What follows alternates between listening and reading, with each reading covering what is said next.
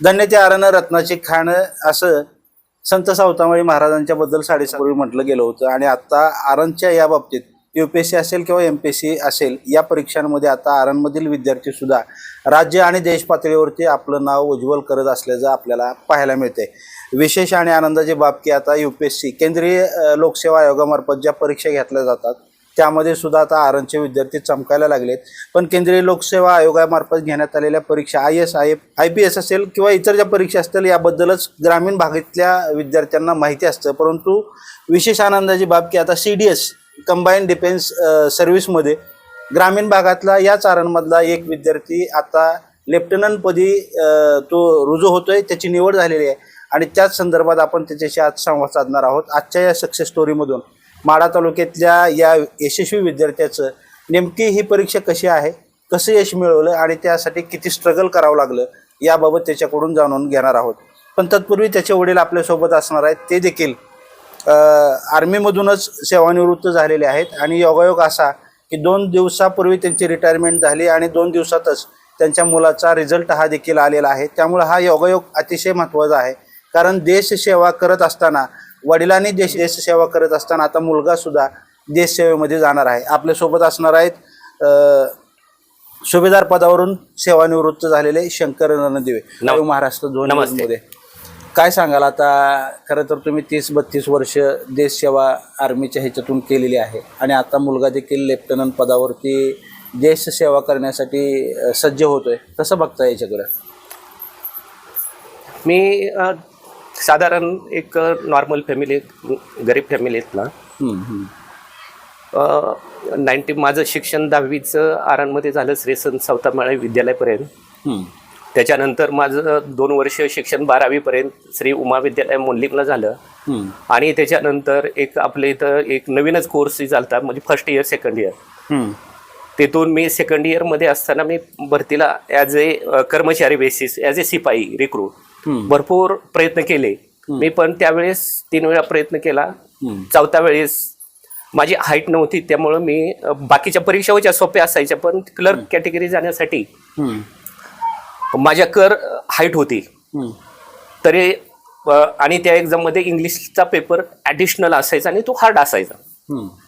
तर मी ती परीक्षा दुसऱ्या वेळेस पास झालो. आणि 27 डिसेंबर 1995 साली मी भारतीय सेनेमध्ये आर्मी मेडिकल कोरला रुजू झालो.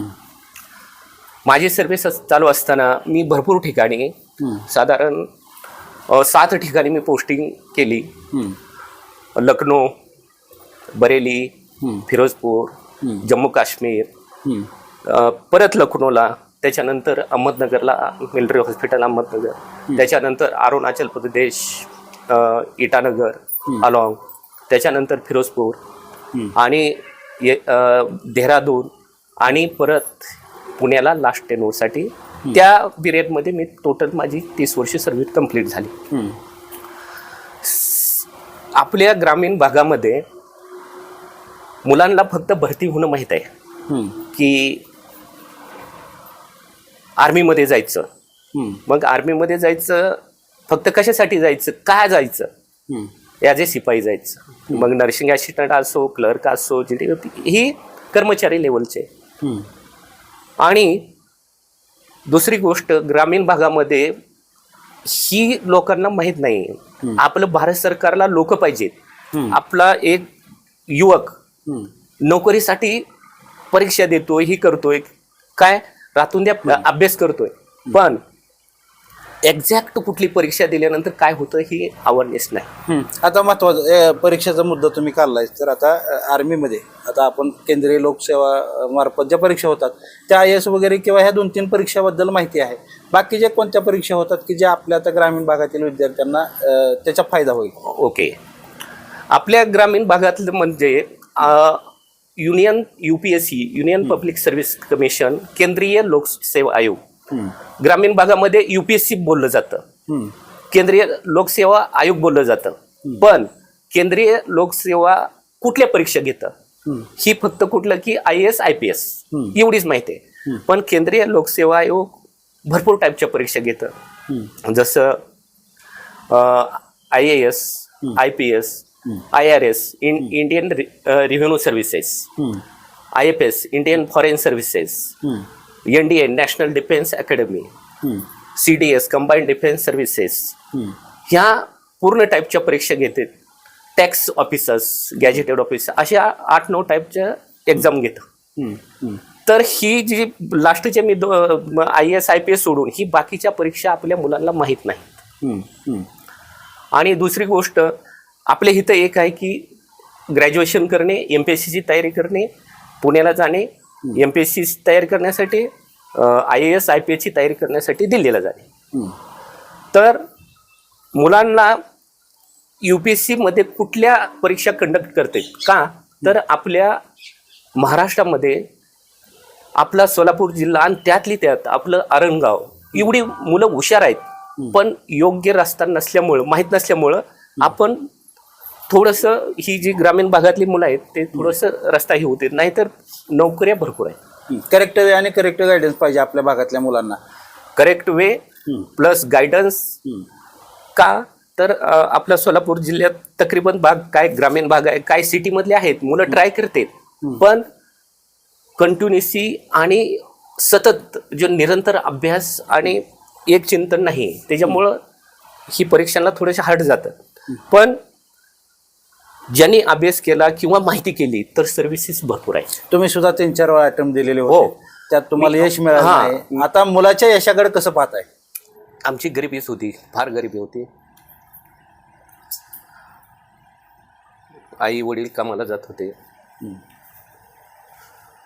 त्यावेळेस सेकंड इयर करून मी भरतीला गेलो, भरती झालो. त्याच्यानंतर मला माहीत झालं की अरे आपण तर ग्रॅज्युएशनचं सेकंड इयर करून आलो आणि आर्मीमध्ये ही पण आहे, ग्रॅज्युएट झाल्यानंतर परीक्षा देण्यासाठी चान्सेस आहेत. तर मी परत ग्रॅज्युएशन कंप्लीट केलं.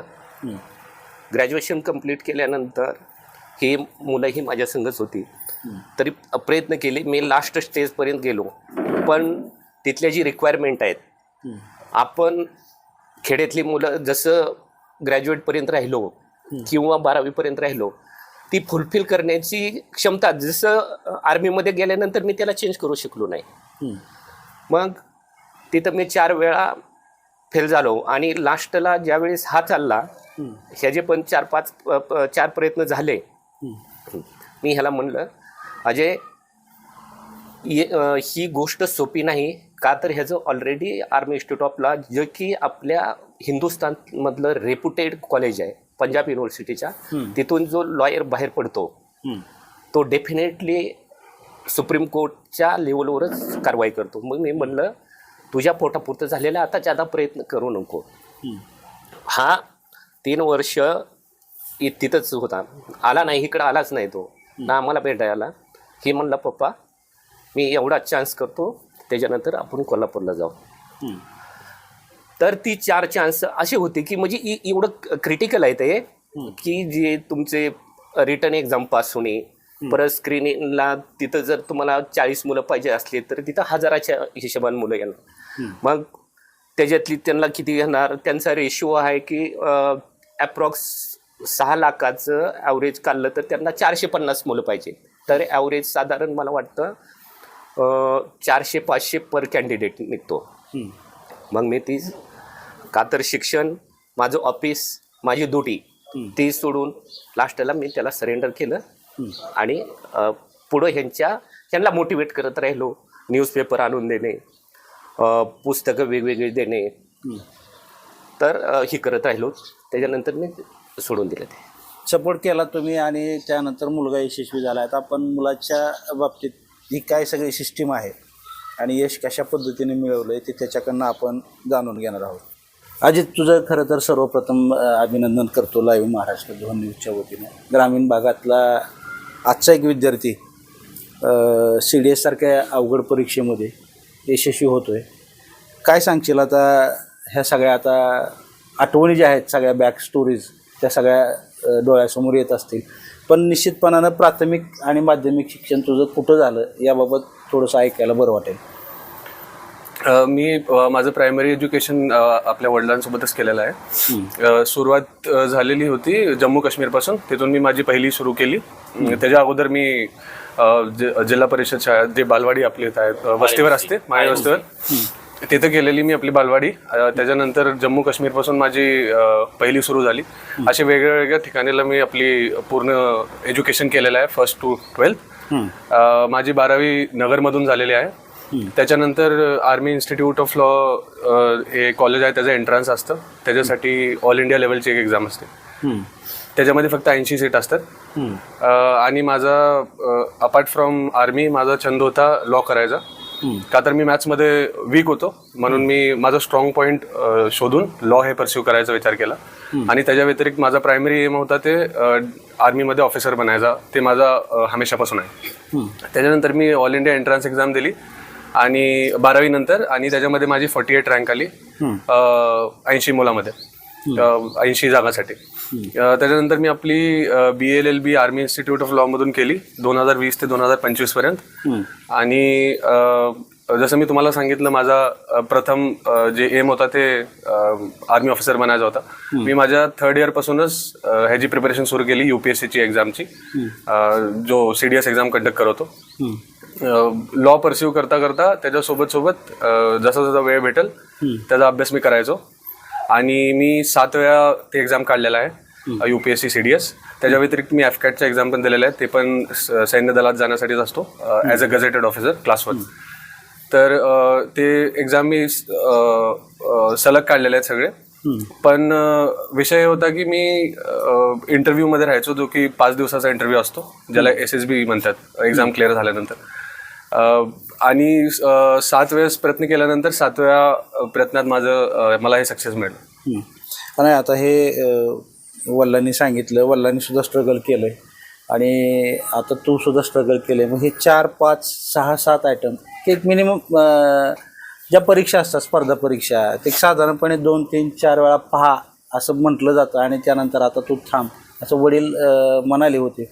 मग नेमकी त्यावेळेस काय मेंटली सिच्युएशन काय होती, नेमकी थांबायचं की पुढं जायचं? सर, मी एक्झाम 7 वेळेस दिलेली आहे आणि मी पहिल्या अटेम्प्टमध्येच काढली एक्झाम. का तर मला माहित आहे, मी तसा युजली बघायला गेलं तर मी अभ्यासात एवढा हुशार नाही आहे. सुरुवातीपासून खूप ॲव्हरेज स्टुडंट आहे. पण मला एवढं माहित होतं की माझा एम आहे आर्मी ऑफिसर बनायचा क्लास 1. त्याच्यासाठी मला हे एक्झाम द्यावीच लागेल आणि ते पास करावे लागेल. इव्हन आफ्टर ॲव्हरेज असून सुद्धा मी ते एक्झाम क्रॅक करायचा एक मेथड काढला होता, कसा अभ्यास करायचा आणि बाकी माझ्या ऍक्टिव्हिटीजला कसा टाइम द्यायचा आहे. मग ते एक्झाम 7 वेळेस क्रॅक केला आणि एक्झाम तर क्रॅक करायचं. पहिल्यांदा मला खुशी याची झाली की माझा एक्झाम क्रॅक झाला. त्याच्यानंतर इंटरव्ह्यूमध्ये राहायचो तर तिथं डिमोटिवेशन मिळायचं. तर मी स्वतःलाच हे करायचो. आणि त्याच्या व्यतिरिक्त माझे वडील पण मला सांगायचे की करत राहायचं, काय नाही होऊन जाते. तर ते मला एक खूप मोटिवेशन होतं. आणि आपल्या गावातून कोण नाही आहे ते एक मला मोटिवेशन होतं की मला पहिला बनायचं आहे. त्याच्यामुळं आय बिलीव्ह हे झालं. एक्झामसाठी खास करून कोणती पुस्तकं रेफर केलीस आणि त्यासाठी किती वेळ, किती तास अभ्यास, आणि काय प्लॅटफॉर्म्स यूज केलेत का? ऑनलाईन लेक्चर्स असतील किंवा ऑफलाईन लेक्चर्स असतील, असं काय केलंय का नेमकं? सर, पहिली गोष्ट मी कुठली कोचिंग नाही घेतली, नाही इंटरव्ह्यूसाठी आणि एक्झामसाठी पण नाही. मुलं घेतात मोठ्या मोठ्या कोचिंग, मला गरज नाही लागली त्याची. मी कोविडचा टाइम होता जेव्हा 2020 मध्ये कॉलेज सुरू झालं आणि मी 6-7 महिन्यासाठीच कॉलेजला गेलतो फक्त. आणि तिथून आलो तर 1 वर्ष घरी होतो. घरी म्हणजे करिक्युलम चालू होता पण वर्क फ्रॉम होम टाइप्स, की कॉलेज ऑनलाईन असणार. त्याच्यामध्ये मला ते वेळ भेटला. त्याच्यामध्ये मी एकदाच ह्या एक्झामसाठी अभ्यास केला 6-7 महिने. आणि तोच अभ्यास मला भरपूर होता राहिलेल्या 7 पिरियड ॲज आवर, म्हणजे 6 तास, 7 तास, 8 तास असा अभ्यास किती तास? सर, मी असं माझं काही फिक्स शेड्यूल नव्हतं. पण जसं मला मी आपला गोल सेट करायचो की मला हे पर्टिक्युलर टॉपिक कम्प्लीट करायचं आहे. तर ते टॉपिक जोपर्यंत कम्प्लीट होत नव्हतं तोपर्यंत मी उठत नव्हतं. मग 9 तास लागू द्या, 10 तास लागू द्या, असं नाही की आज 7 तासच अभ्यास करायचा आहे. ते डिपेंड करत होतं की माझं टॉपिक किती मोठं आहे आणि मला एक्झामच्या अगोदर ते किती कव्हर करायचं आहे. त्याच्या व्यतिरिक्त मी आपलं खेळायचं आणि हे जे माझे आवडीच्या गोष्टी आहेत मी ते कधी सोडल्या नाहीत. पण भलेच ती रात्री येऊन मला 2-3 वाजेपर्यंत कव्हर करावं लागेल ती मी केलं. पण त्याच्या व्यतिरिक्त बाकी सगळ्या पण मी वस्तू करत होतो. असं हे प्रिपरेशनचं. LLBची पण एकीकडे तयारी होती आणि दुसरीकडे आता ही CDSची पण तयारी होती. दोन्हीचा अभ्यास करत असताना ताण तणाव कुठे किंवा आता चला पाठीमागे जाऊ असं काय कधी झालंय का? किंवा मग LLBचा अभ्यास, एवढी मोठी पुस्तकं, कायदे आणि नियम आणि CDSचा अभ्यास कशा प्रकारे असतो, मग ते काय नेमकी मानसिक स्थिती काय होते? सर CDSच्या एक्झाममध्ये 3 पेपर असतात. मॅथ्स, जनरल सायन्स जे आपलं UPSCचं जे IAS जनरल स्टडीजचा पेपर तसा, आणि इंग्लिश. तर सर इंग्लिशच्या एक्झामला मला जास्त प्रिपरेशन करायची गरज नाही लागली, का तर माझं एज्युकेशन पहिल्यापासून CBSE मधून झालेलं आहे आणि तसा सराव पडलेला आहे. त्याच्यामुळे मला बेसिक करावं लागलं होतं. मग बाकी मुलांच्या कम्पॅरेटिव्हली मला तिथे एज भेटला की इंग्लिशचा टॉपिक माझा ऑलरेडी कव्हर्ड आहे. मग मला GS आणि मॅथ्स करायचं होतं, मग मी त्याच्यावर जास्त भर दिली. इंग्लिशचा माझा न्यूजपेपर वाचून पण मी इंग्लिशचा पेपर काढलेला आहे. एकदा बेसिक प्रिपरेशन केली मी, जसं तुम्हाला सांगितलं कोविडच्या टाइममध्ये. त्याच्यानंतर मी फक्त बेसिक आपलं इंग्लिशचा पेपर वाचायचा. बाकी पुस्तकाचं जर तुम्ही विचारता तर त्याच्यामध्ये मी सगळे फक्त NCERT रेफर केलं त्या, जे आपले गव्हर्नमेंटने इश्यू केलेले असतात NCERT चे बुक्स. त्याच्या व्यतिरिक्त यूट्यूबचे चॅनल 2-3 चॅनल होते ते केले, का तर मी कोचिंग नव्हती घेतली. असे स्पेसिफिक टॉपिक जे कव्हर्ड नव्हते ते बघायसाठी.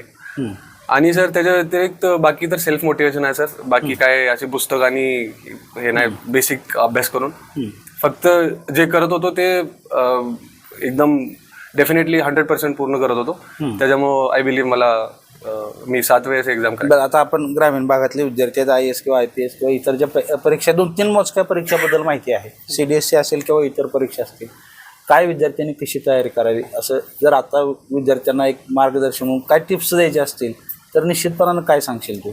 सर माझे मित्र पण मला हेच विचारतात, तर मी पण त्यांना हेच म्हणतो की जर मी करू शकतो तर कोणी पण करू शकतात, का तर मी खूप ॲव्हरेज स्टुडंट आहे पहिल्यापासून.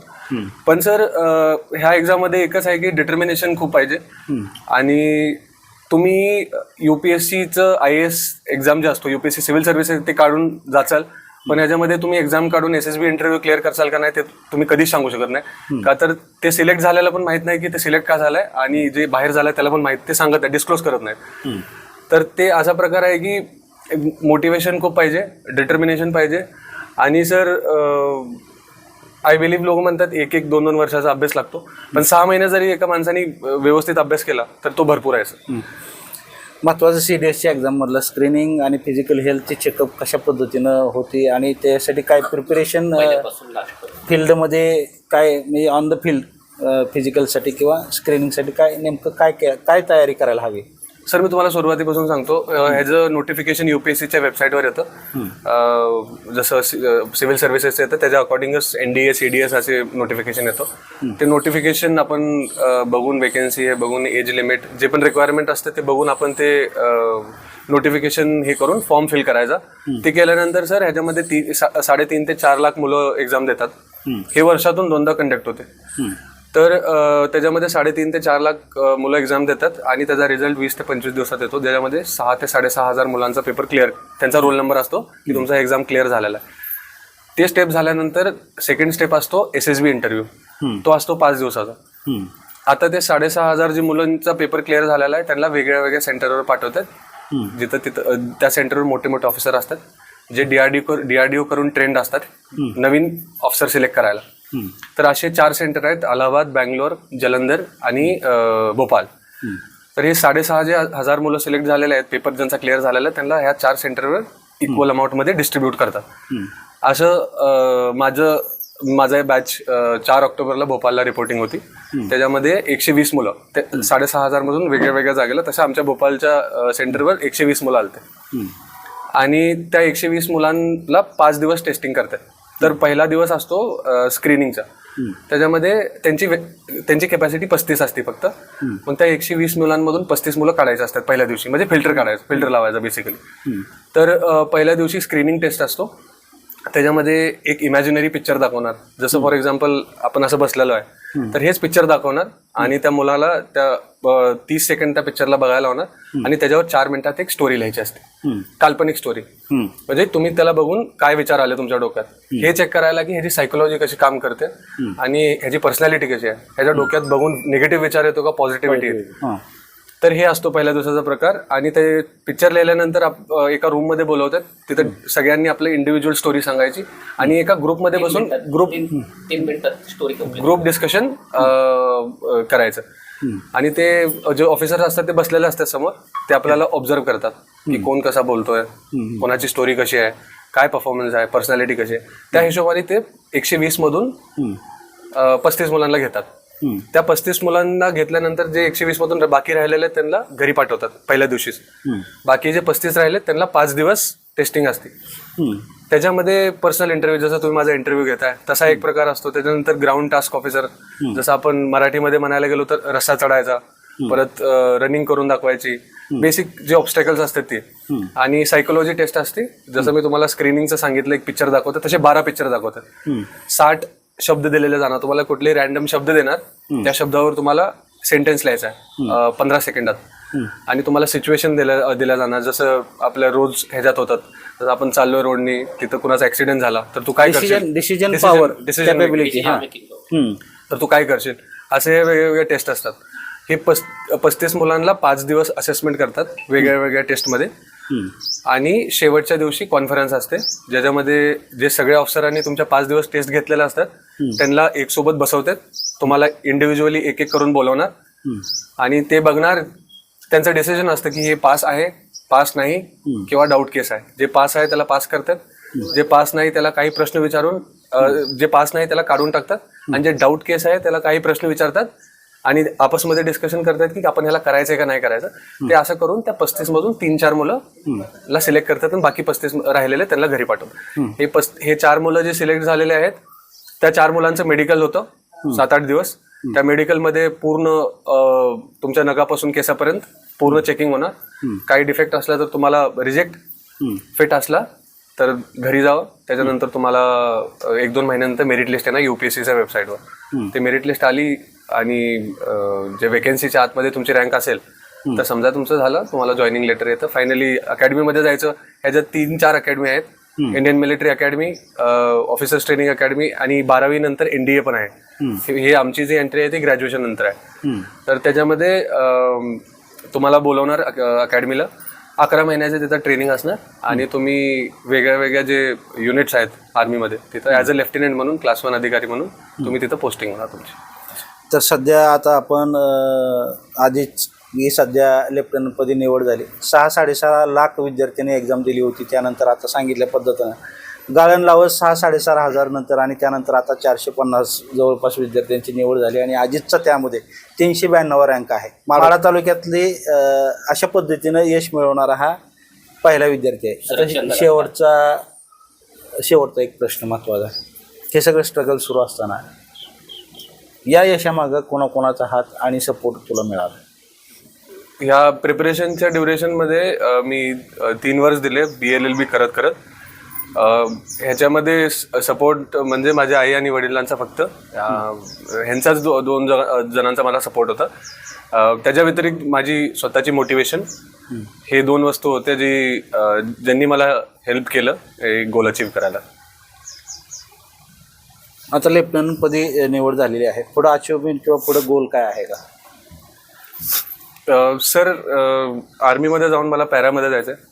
पॅरा स्पेशल फोर्सेस, जे स्पेशल कमांडोज असतात आर्मीमध्ये ॲज अ अधिकारी म्हणून. त्याच्या व्यतिरिक्त सर मला हे माझं एम आहे की मला बेस्ट परफॉर्म करायचं आहे आर्मीमध्ये जाऊन. आणि जेवढी मोठी पोस्ट होईल तिथपर्यंत मला जायचं आहे. हे माझा गोल आहे पहिल्यापासून. तुला पुढच्या भावी आयुष्यासाठी मनापासून शुभेच्छा. कॅमेरा पर्सन अजित खडकेसह मी रमेश शिरसाट, आरण.